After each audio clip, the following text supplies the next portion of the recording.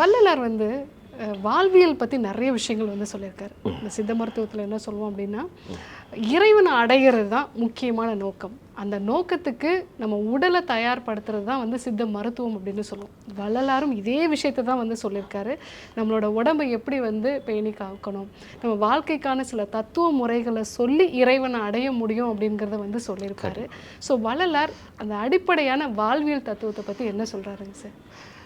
நமது ராமலிங்க அடிகளார் சுவாமிகள் மட்டும் இல்லை, நம்மளுடைய தமிழ் பண்பாடு தமிழ் மரபுல பார்த்தீங்கன்னா வள்ளலாரே சொல்கிறார். சித்தர் வழி வந்த நானும் ஒரு சித்தனுங்கிற மாதிரி தான் அவர் சொல்லுவார். ஆமாம், அப்படி தான் சொல்கிறாரு. பொதுவாகவே ஆன்மீகத்துக்கும்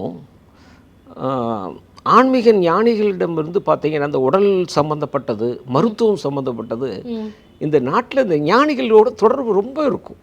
ஆமாம், அந்த காலத்தில் ஆன்மீகத்தில் ஈடுபட்டவங்க எல்லாத்துக்குமே இந்த வாழ்க்கைக்கான உபதேசமும் கிடைக்கும், ஆரோக்கியத்திற்கான அந்த ட்ரீட்மெண்ட்டு கூட கொடுப்பாங்க.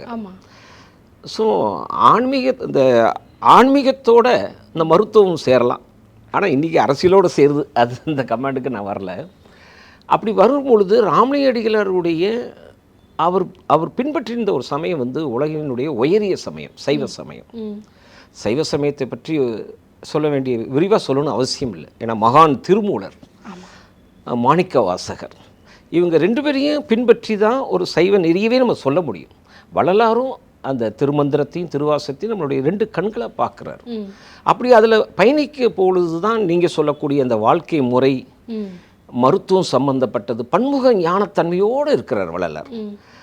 ஆனால் எங்களுடைய ஒரு அட்வான்ஸாக நம்ம சொன்னோம் பார்த்தீங்களா, அது கடைசி 2 வருஷத்தில் முழுமையாகவே வள்ளலார் வந்து இறைவனையே சிந்திக்கிறார். அது ஒரு சுத்த சன்மார்க்கங்கிற ஒரு தனி நெறி. அப்போ என்னையை பொறுத்த வரைக்கும் நீங்கள் சொல்லக்கூடிய வாழ்க்கை அப்படின்னு சொல்லும் பொழுது நான் 2 விதமாக பார்க்குறேன். உலகில் சம்பந்தப்பட்ட ஒரு வாழ்க்கை, அகம் சம்பந்தப்பட்ட ஒரு வாழ்க்கையை நான் பார்க்குறேன். நம்ம உலகில் எல்லாத்திலையும் பழகி ஆகணும். அப்போ எல்லாத்திலையும் ஒரு பழகணும்னா யாரை பிடிக்கும்? ஒரு ஒழுக்கம் உள்ளவனை தான் பிடிக்கும். எல்லாரும் மதிக்கணும்னு நம்ம நினச்சோம்னா ஒரு அறிவுபூர்வமாக இருக்க வேண்டியிருக்கு.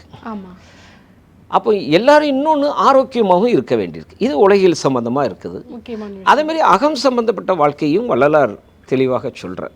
அதனால் வாழ்க்கை முறை என்னை பொறுத்த வரைக்கும் உலகியல் அகம் சம்பந்தப்பட்டதாக நான் பார்க்குறேன்.